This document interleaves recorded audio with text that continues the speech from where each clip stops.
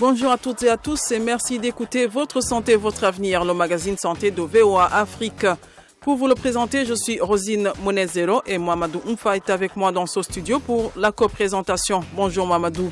Bonjour Rosine, bonjour chers auditeurs. Cette semaine, nous parlons du VIH-Sida et nous marquons un arrêt sur l'autodépistage. C'est ce processus-là qui permet à un individu de prélever un liquide de sang ou la salive, de réaliser un test de dépistage pour savoir s'il est positif ou s'il est négatif. L'autodépistage du VIH-Sida arrive à point nommé en Afrique, continent dans lequel de nombreuses personnes vivant avec le VIH-Sida ignorent encore leur statut. En Côte d'Ivoire, ce que montre l'enquête aux populations générales, c'est que seuls 40% des hommes et 60% des femmes ont déjà fait un test de dépistage au cours de leur vie. Des projets d'autodépistage se déroulent actuellement en Afrique avec le concours d'United, comme nous le verrons dans cette édition. On a commencé à travailler dans 3 pays, Malawi, Zimbabwe et Zambie. C'est des pays qui, comme vous le savez, ont une épidémie généralisée. Donc là où il y a des enjeux très importants et la possibilité de montrer rapidement que l'autotest peut apporter quelque chose. Pour en savoir davantage, restez à l'écoute de ce programme qui commence par l'actualité. Coup d'œil sur l'actualité. Et pour parcourir l'actualité santé, nous recevons Michel Joseph. Bonjour Michel. Bonjour Mohamedou. L'Organisation mondiale de la santé, OMS, vient de déclarer le Gabon pays libre de poliomyélite. De quoi s'agit-il Michel ? Cela signifie, Mohamedou, que l'OMS a noté une absence des cas déclarés ou suspects dans le pays. Selon les données de surveillance disponibles, le dernier cas avait été rapporté en 2011. Un cas d'ailleurs associé à une importation à partir de l'Angola où sévissait un foyer épidémique. Malgré l'absence des cas de polio au Gabon, les autorités appellent à la vigilance. Oui, Mohamedou, lors d'une conférence de presse, la ministre de la Santé, Denise Edzidié, a rappelé la responsabilité des familles qui doivent continuer de faire vacciner les enfants et éviter une résurgence de cette maladie. De son côté, l'OMS a recommandé de prendre les mesures nécessaires pour pérenniser les acquis de la surveillance épidémiologique. Parlons maintenant du choléra qui reste un sujet de préoccupation au Kenya et en Zambie. Oui, en effet, c'est ce que révèlent les bulletins d'information sur les flambées épidémiques de l'OMS. Au Kenya, du 1er janvier au 29 novembre 2017, un total de 596 cas confirmés en laboratoire, parmi lesquels 76 décès ont été signalés à l'OMS par le ministère de la Santé. Pour ce qui est de la Zambie, le 6 octobre 2017, le ministère de la Santé a déclaré une flambée épidémique de choléra dans la capitale zambienne Lusaka. 15 décès ont été signalés. Eh bien Michel, comment expliquer ces flambées épidémiques dans ces deux pays ? Eh bien pour le Kenya, disons que 23% des cas signalés sont survenus dans 2 comtés qui accueillent de vastes camps de réfugiés. L'épidémiologie du choléra dans ce pays est caractérisée par une transmission continue dans les communautés touchées, ainsi que des flambées dans les camps, les établissements ou lors des rassemblements de masse. En Zambie aussi, la flambée s'explique en partie par l'afflux des réfugiés. Le pays accueillait environ 60 000 réfugiés au mois de septembre 2017. En outre, l'arrivée de la saison des pluies, couplée à l'insuffisance de l'approvisionnement en eau et de l'assainissement, accroît le risque de choléra.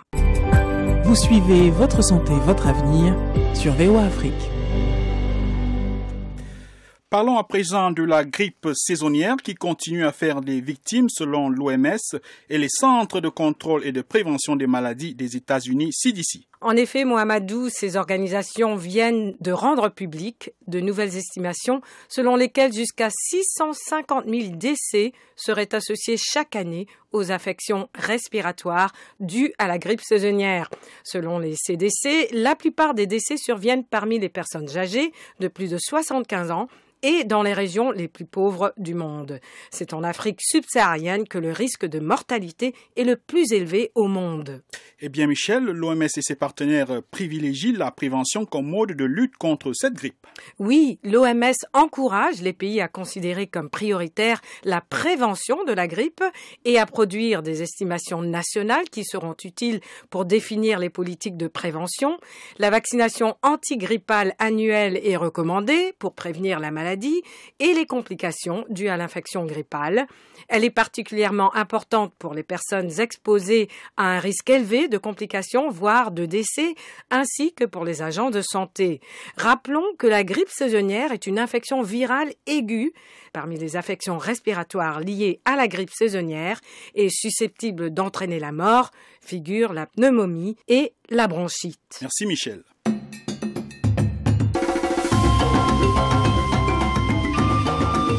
Votre santé, votre avenir, l'invité de la semaine.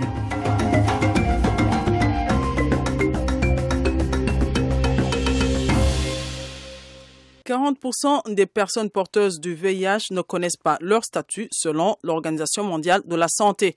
D'ici 2020, les Nations unies veulent que 90% de ces personnes soient dépistées.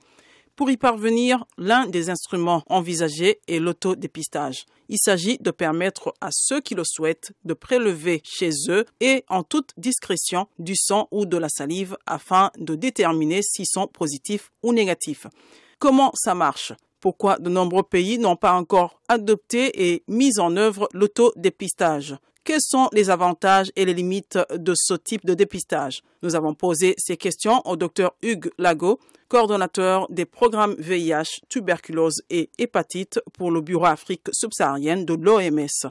L'autodépistage, c'est ce processus-là qui permet à un individu de prélever un liquide de son organisme, de réaliser un test de dépistage et de pouvoir l'interpréter pour savoir s'il est positif ou s'il est négatif. Et le plus souvent, c'est des tests qui se font de façon isolée. La personne se met à l'abri du regard des autres. Elle peut le faire toute seule ou à l'aide d'une personne en qui elle a confiance.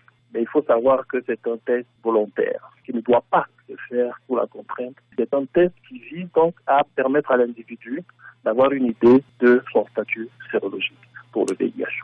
Tout à fait. Alors, que contiennent exactement les kits d'autodépistage qui sont distribués ou alors qui sont disponibles au niveau de l'Afrique? Ils contiennent des tests de dépistage rapides comme il en existe actuellement dans les centres de dépistage que l'on connaît. Il s'agit réellement du même principe. C'est à l'image des tests que les femmes utilisent pour les tests de grossesse. C'est à l'image des tests qui sont utilisés par les diabétiques pour connaître leur taux de glycémie, pour savoir s'ils ont du sucre dans les urines. Donc, c'est pas un processus nouveau, c'est des processus qui sont déjà connus, utilisés par les populations et d'autres maladies. Alors, ça se passe concrètement le test. Il faut prélever quel type de liquide et en combien de temps obtient-on les résultats? En réalité, les liquides biologiques qui sont utilisés jusque-là, c'est principalement deux, le sang et les liquides oraux, le crachat ou la salive. Pour la salive, par exemple, on va utiliser un dispositif qui est comme un coton-tige que les populations utilisent habituellement pour se nettoyer les oreilles. Oui. On utilise ce dispositif-là, on le passe autour de la gencive, en arrière de la lèvre supérieure et en arrière de la lèvre inférieure autour de la gencive. Donc, on essaie de prendre donc du fluide oral et de la salive, donc, et qu'on trempe dans un tube qui contient un réactif. Et après, ce liquide-là, le mélange est déversé dans une petite plaquette qui ressemble aux tests de grossesse classiques qu'on connaît, qui sont dans les pharmacies généralement. Et on observe donc la réaction se faire. Mais en général, aujourd'hui, on a des tests qui nous permettent d'avoir des lectures de résultats à la minute.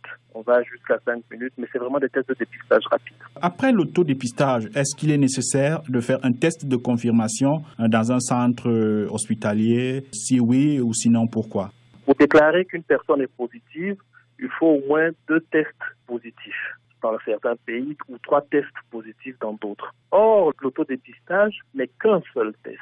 Donc, quand il donne un résultat positif, il est nécessaire d'appliquer la stratégie nationale, c'est-à-dire emmener la personne pour aller vers un autre centre avec du matériel plus outillé pour que on puisse appliquer l'algorithme, donc appliquer les 2 ou 3 tests et s'assurer que si le résultat positif est confirmé, la personne est réellement positive. Si le résultat négatif est confirmé, la personne est négative. Donc, ça s'appelle un test de triage. C'est vraiment pour que la positivité, si c'était le cas, soit une positivité confirmée pour que la personne puisse intégrer la filière de soins et puisse adhérer à tout ce que cela va exiger d'elle. Justement, j'allais vous demander quels sont les différents avantages de l'autotest, de l'autodépistage, et s'il y en a, quelles sont éventuellement les limites de ce type de dépistage?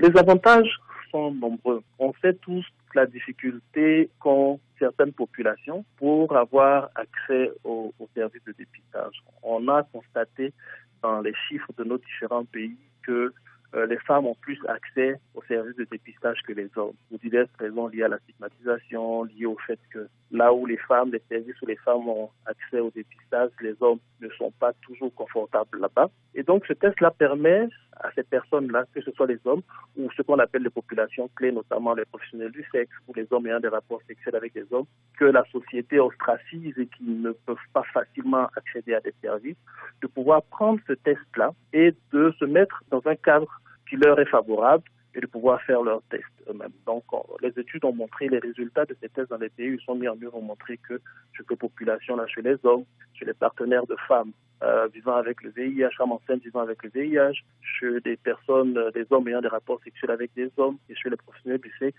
l'utilisation du test de dépistage a permis d'augmenter le nombre de personnes qui adhèrent au dépistage et qui connaissent leur statut sérologique. Donc ça, c'est réellement un avantage et ça permet aussi d'alléger la charge de travail aussi sur les services de santé parce que des personnes qui auraient pu faire ce test-là par elles-mêmes viennent accroître la charge de travail de ces personnels-là, qu'elles soient des acteurs communautaires ou des agents de santé. Et donc ça, c'est un autre avantage. Donc ça permettra réellement d'accroître l'accès aux services de dépistage parce que comme vous savez, en Afrique de l'Ouest et du Centre, à la fin de l'année 2016, il n'y avait que 42% de personnes vivant avec le VIH qui connaissaient leur statut. C'est-à-dire que sur 10 personnes vivant avec le VIH en Afrique de l'Ouest et du Centre notamment, il y a encore 6 personnes qui ne connaissent pas leur statut sérologique. Donc l'autotest est vraiment une chance. La limite, la principale, c'est vraiment que il y a des populations, je dirais bien intentionnées, font le test de dépistage avec leurs partenaires pour décider s'ils doivent entreprendre une relation sexuelle sans préservatif, sans moyen de prévention ou non. Or, ce test-là impose pour les personnes négatives, par exemple, de se faire retester entre 6 et 12 semaines, parce qu'il y a une fenêtre de séroconversion pour tous les négatifs, comme on le fait habituellement pour les tests. Alors, si on fait le test de dépistage d'une personne et qu'elle est négative et qu'on décide d'avoir des rapports sexuels à risque, cela peut exposer à l'infection puisqu'on n'a pas observé la fenêtre. On ne sait pas si la personne est réellement négative ou si elle est en train de faire une séroconversion. Donc, c'est l'utilisation de ce test à cet effet-là qui pourrait être une limite si l'explication n'est pas bien donnée aux populations, n'est pas bien donnée aux personnes qui viennent acquérir le test là où ils sont disponibles. Alors, plusieurs pays n'ont pas encore adopté l'autodépistage du VIH-Sida dans leur politique, leur stratégie de lutte contre l'épidémie. Pourquoi, selon vous? Est-ce qu'il y a des raisons particulières? Oui, c'est vrai qu'en Afrique, il n'y a pas beaucoup de pays qui ont adopté, qui mettent en œuvre, quoique il y en a, qui ont déjà adopté la politique mais qui n'ont pas encore commencé la mise en œuvre. Et il y en a quelques-uns seulement qui sont encore en train dans le processus. Ça s'explique par plusieurs raisons. La première, c'est certainement le manque d'information. Les responsables de programmes dans les pays ont tendance à exprimer une réserve qui est relative au fait qu'elles ne savent pas comment pourrait réagir une personne qui seule dans son coin, chez elle à la maison par exemple, qui fait un test de dépistage seule, même si elle a été bien informée, même si elle a été bien orientée, on lui a expliqué les avantages de ce test, on lui a dit qu'elle pouvait bénéficier d'un support après et où elle pouvait en bénéficier. On n'est jamais sûr de la réaction que pourrait avoir cette personne-là. Donc, elles sont un peu réticentes et elles veulent pouvoir légiférer autour. Elles ne sont pas aussi rassurées quant à leur possibilité de pouvoir obtenir le résultat de cette personne. C'est-à-dire une personne qui vient acquérir un test de dépistage et qui va chez elle, comment est-ce que je peux être sûr que cette personne va notifier son statut sérologique de façon à ce qu'elle puisse être comptabilisée et qu'on sache au niveau national que X nombre de personnes vivant avec le VIH connaissent leur statut. Donc voilà un peu quelques réticences que ces responsables de programme ont, mais qu'on arrive à vaincre en partageant l'expérience d'autres pays comme le Zimbabwe, comme le Malawi, où ces programmes-là sont en cours et marchent sur une base routinière en fait. Oui. Dans ce contexte-là, que fait l'OMS, l'Organisation mondiale de la santé, pour promouvoir l'autodépistage en Afrique? L'OMS a publié des directives au niveau mondial et s'est appesanti à les disséminer à travers des ateliers aux responsables des programmes des pays de toute la région, donc à travers des réunions régionales. L'OMS donc publie et a simplifié même ces directives pour les rendre beaucoup plus accessibles. L'OMS saisit l'opportunité de toutes les réunions internationales. Récemment, nous étions à ICASA 2017 à Abidjan, où nous avons eu à faire donc de grandes réunions. Nous avons eu à communiquer autour de ce test, à montrer les résultats positifs, à essayer d'expliquer aux uns aux autres comment vaincre les barrières. Nous avons présenté des résultats fabuleux au Sénégal, au Malawi, au Zimbabwe, aux responsables des programmes et à contribuer à les rassurer. Et même dans les pays, on est associé à United, qui finance pas mal d'initiatives dans la région, avec des ONG comme Soltis.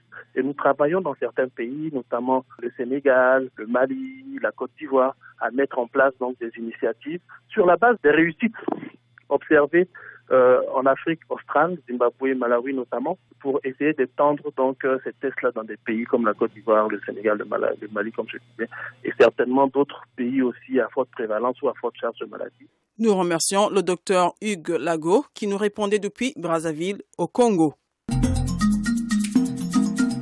Quelqu'un l'a vécu. Voici son témoignage. En Afrique, la couverture du dépistage du VIH-Sida reste faible. La peur de la stigmatisation, les problèmes d'accès au dépistage sont entre autres les raisons qui expliquent cette situation. Les autotests peuvent donc apporter un plus dans la lutte contre l'épidémie. C'est ce qu'a constaté le docteur Vincent Bretin, démographe et spécialiste du sida à l'Institut français de recherche pour le développement. Entre 2015 et 2016, il a coordonné une enquête sur l'efficacité des stratégies de dépistage du VIH-Sida en Côte d'Ivoire. Voici son constat. En Côte d'Ivoire, ce que montre l'enquête aux populations générales, c'est que seuls 40% des hommes et 60% des femmes ont déjà fait un test de dépistage au cours de leur vie. C'est à la fois une amélioration par rapport aux données qui datent de 2011-2012, puisque c'est à peu près 20% de plus qu'à l'époque, mais on a encore un retard important. Ce qu'on a vu sur les données de la Côte d'Ivoire, d'une part, c'est qu'il y a encore du retard sur l'accès à un dépistage volontaire. Une personne sur 6 en Côte d'Ivoire, à un moment donné dans sa vie, a voulu faire un test de dépistage, mais n'est pas allée au bout. Soit parce qu'elle ne savait pas où aller, soit parce qu'elle a parlé de difficultés d'accès ou des difficultés de coût. En tout cas, ce qu'on voit, c'est qu'une partie de la population, à un moment donné, s'est posé la question de faire un test, mais n'est pas allée au bout de sa démarche. L'autre élément qu'on a regardé dans cette enquête, c'est qu'au-delà des personnes qui veulent faire un test de dépistage volontaire, il y a l'idée de pouvoir proposer un dépistage à l'initiative des prestataires de santé, ce qu'on appelle le CELIB. La Côte d'Ivoire a adopté depuis 7-8 ans une politique visant à ce que le dépistage soit proposé dans toutes les structures de santé, quel que soit le motif de consultation médicale. Or, dans les consultations de médecine générale, on voit des difficultés de la part des médecins à proposer le dépistage. En général, il est proposé qu'une fois sur 5 environ. Quel peut être l'apport de l'autodépistage dans ce contexte et quels peuvent en être les éventuels obstacles? Alors, l'autodépistage, finalement, il a un apport à différents niveaux. D'une part, parce qu'on pourrait penser que l'autodépistage pourrait prendre une place dans des consultations particulières. On sait qu'une des populations difficiles à atteindre, ce sont les hommes. Ce que montrait notre enquête, par exemple, c'est que les hommes qui accompagnaient leurs femmes en clinique prénatale, les 2/3 ne se voyaient pas proposer un test. Les personnes qui avaient une IST, qui se présentaient avec une IST, seul 1/4 d'entre elles se voyaient proposer un test. Donc l'autotest, déjà, pour avoir une place, en proposant dans les cliniques prénatales ou dans les consultations IST, en proposant des autotests aux femmes enceintes pour qu'elles le proposent à leurs partenaires. Une manière indirecte de pouvoir atteindre les hommes. L'autotest aurait aussi une place, et ça, l'enjeu, ça va être de faire en sorte qu'il soit disponible dans les officines privées, parce qu'on sait qu'une partie des personnes qui ne fréquentent pas trop les structures de santé ou qui ont certains revenus préféraient quelque chose de plus discret, et un des enjeux va être que l'autotest soit disponible à des tarifs intéressants dans les pharmacies privées, qui est un des maillages les plus importants en Afrique de l'Ouest, et notamment qui couvre et les zones rurales et les zones urbaines. Une autre place pour l'autotest serait par rapport à des populations particulières comme les homosexuels masculins ou les travailleuses de sexe, de faire ce qu'on appelle une distribution secondaire. C'est-à-dire, dans ces populations-là, une partie d'entre eux, des travailleuses du sexe ou des hommes qui ont des rapports sexuels entre hommes, sont facilement atteignables par les acteurs communautaires qui sont sur le terrain, mais une autre partie, elle, n'est pas visible. Souvent, des personnes qui sont plus discrètes et qui ont peur d'être associées au travail du sexe ou peur d'être associées à la communauté homosexuelle. Parmi ceux qu'on arrive à contacter, on pourrait distribuer des autotests pour que eux-mêmes les redistribuent ensuite à leurs partenaires. Et donc, ça serait une manière, en fait, d'atteindre indirectement ceux que l'on ne sait pas atteindre aujourd'hui. Donc, en fait, l'autotest est un outil intéressant parce qu'il permettrait de pouvoir compléter qui existe déjà. Il ne s'agit pas de dire que l'autotest va s'opposer au dépistage en structure de santé ou au dépistage traditionnel, mais plutôt dire que l'autotest pourrait être un complément pour essayer de joindre ceux que l'on n'arrive pas à joindre aujourd'hui. L'autodépistage est une stratégie récente et les autotests sont encore rares sur le continent. Néanmoins, des projets sont en cours dans plusieurs pays africains pour en évaluer la pertinence. C'est par exemple le cas du projet STAR mené au Malawi, en Zambie et au Zimbabwe. Un projet soutenu par UNITAID, une organisation internationale qui promeut l'accès des pays pauvres aux instruments de prévention et de traitement du VIH-Sida, de la tuberculose et du paludisme. Pour en parler, nous avons joint à Genève le docteur Vincent Bretin. Il est le directeur du département des résultats de l'UNITAID. On a en réalité des projets qui ont démarré déjà il y a plus de 2 ans, qui sont tous sous la bannière des projets STAR pour l'introduction des autotests en Afrique. On a commencé à travailler donc il y a 2 ans avec une ONG internationale, PSI, Population Services International, dans 3 pays initialement, en Afrique australe, Malawi, Zimbabwe et Zambie. Oui, alors pourquoi vous avez ciblé ces pays-là ? On a commencé par les pays d'Afrique australe pour plusieurs raisons. D'abord, c'est des pays qui, comme vous le savez, ont une épidémie généralisée, avec des taux de prévalence très élevés, au-delà de 10%. Donc là où il y a des enjeux très importants et la possibilité de montrer rapidement que l'autotest peut apporter quelque chose. On a aussi choisi ces pays parce qu'ils étaient extrêmement volontaires. Et quand on a commencé à contacter certains pays en leur proposant de travailler sur cette innovation, ils ont fait partie de ceux qui ont tout de suite voulu la tester, voulu voir comment ça pouvait fonctionner dans leur pays avec leur population. Et donc ça fait partie également de nos critères. Quelle doit être la contribution des populations et des gouvernements des pays cités et d'autres d'ailleurs pour la réussite de ce projet? Alors pour les populations, finalement, je dirais que c'est assez simple. Et je pense que les populations devraient le demander à leur gouvernement, devraient s'assurer que ces tests qui aujourd'hui coûtent presque rien, on peut les avoir pour $2, que ces tests sont fournis par leur gouvernement et puissent être accessibles. Et pour les gouvernements, on peut que les encourager à regarder comment ces tests peuvent compléter leurs efforts existants en matière de dépistage du sida. Comme je le disais, le prix est devenu très abordable, même si ça représente un investissement. On est convaincu de trouver des personnes qu'aujourd'hui on n'arrive pas à trouver parce qu'elles ne viennent pas dans les centres de santé, les populations clés, des hommes qui ont moins de points de contact avec les centres de santé que les femmes, des adolescents.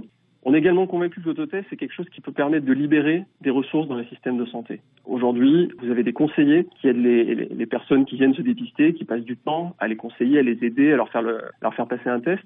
Si le test est fait par la personne à la maison, le temps de ces conseillers va être libéré pour faire d'autres choses. Donc les systèmes de santé vont également en bénéficier et être plus efficaces. Alors, s'il y a les gouvernements d'autres pays qui ne sont pas encore ciblés par UNITAID et qui souhaitent participer ou bénéficier de ces projets, comment est-ce qu'ils peuvent procéder? Alors, on est notamment très intéressé par l'Afrique de l'Ouest et du Centre, oui, pour les enjeux de dépistage qui existent dans ces pays.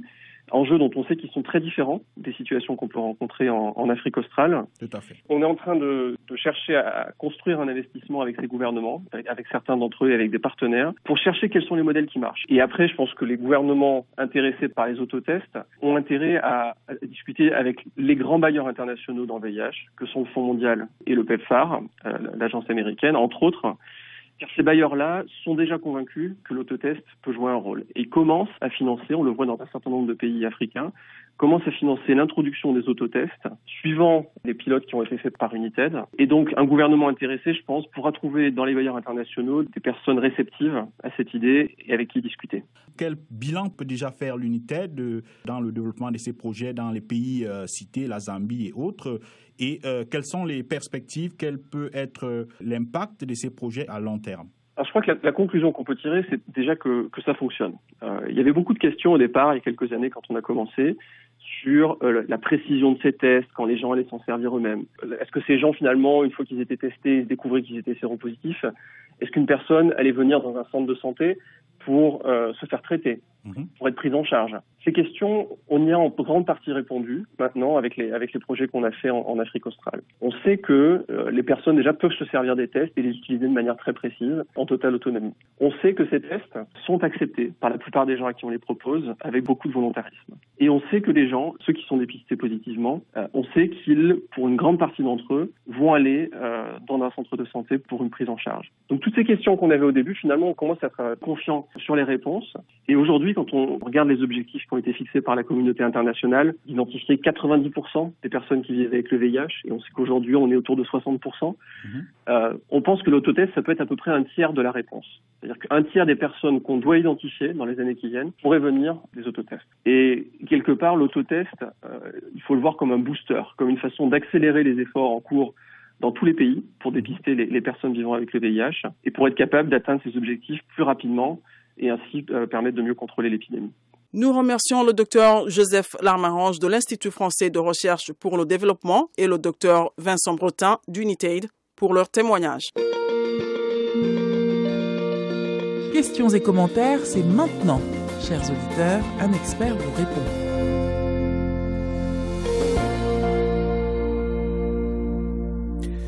Et c'est le moment, chers auditeurs, où nous vous donnons la parole pour poser vos problèmes de santé. Notre consultant, le docteur Armand Genkap, a répondu à vos questions. Le docteur Genkap est médecin urgentiste et praticien au centre hospitalier universitaire de Soissons en France. Alors, c'est qui nous appelle? Dites-nous votre nom. C'est qui nous appelle? Moi, c'est Jean-Claude. Ok, Jean-Claude, vous nous appelez d'où? Je suis Burkina Faso. Vous nous appelez de Burkina Faso. Vous avez une question à poser à l'expert? Oui, bien sûr. Je voulais savoir, est-ce que les dates là, est-ce que c'est soignable? Parce que moi, je traite ça depuis, mais il y a toujours des taches sur ma peau. Et en plus de ça, chaque matin quand je fais mon bain, mon corps la gratte au moins une quinzaine à 20 minutes comme ça. Donc, je voulais savoir, est-ce que c'est la nicotine qui est à l'origine de cela? Parce que moi, je fumais, mais j'ai essayé d'arrêter. Et les façons de gratter là, je ne les ressens plus comme ça. Jean-Claude, je voudrais savoir si cette date est en rapport avec son tabagisme et notamment la nicotine puisqu'il fume. Il informe également que cette date lui procure énormément de démangeaisons. Ce que je peux dire à Jean-Claude, c'est que la date très souvent est en rapport avec des lésions cutanées bénies sous forme de multiples petites plaques qui blanchissent assez souvent au soleil. La date a souvent une origine mycosique, à savoir un rapport avec des champignons. Son évolution est tout à fait satisfaisante, puisque très souvent la guérison est spontanée. Il signale beaucoup de démangeaisons qui accompagnent cette date-là. Il faudrait savoir si on est réellement en présence d'une date et non d'un eczéma, parce que très souvent les lésions de date ne démangent pas, contrairement à ce qu'il affirme. Mais c'est pour ça que je crois qu'il est important qu'il puisse consulter un médecin, sinon un dermatologue, pour faire le diagnostic précis, savoir si on est en présence d'une date ou si on est en présence tout simplement de lésions de type eczéma qui peuvent être en rapport avec une allergie par exemple. Et en attendant, il est souhaitable qu'il puisse lutter contre la sécheresse de ces lésions en utilisant une crème hydratante. Quant à savoir si les lésions de dartre qu'il présente ont un rapport avec la nicotine, il faut savoir que tout ce qui provoque une sécheresse cutanée peut entretenir les lésions de dartre. Et à ce sujet, le tabagisme peut effectivement entretenir les lésions de type dartre s'il s'avère qu'il a effectivement de la dartre. Mais en dehors de ce phénomène de sécheresse cutanée, la nicotine, le tabagisme ne provoquerait pas la date puisque très souvent la cause initiale est une infection par un champignon. Voilà ce que je pouvais apporter à Jean-Claude qui appelle du Burkina Faso. Si vous avez des questions ou des commentaires, contactez-nous sur la page Facebook de VOA Afrique.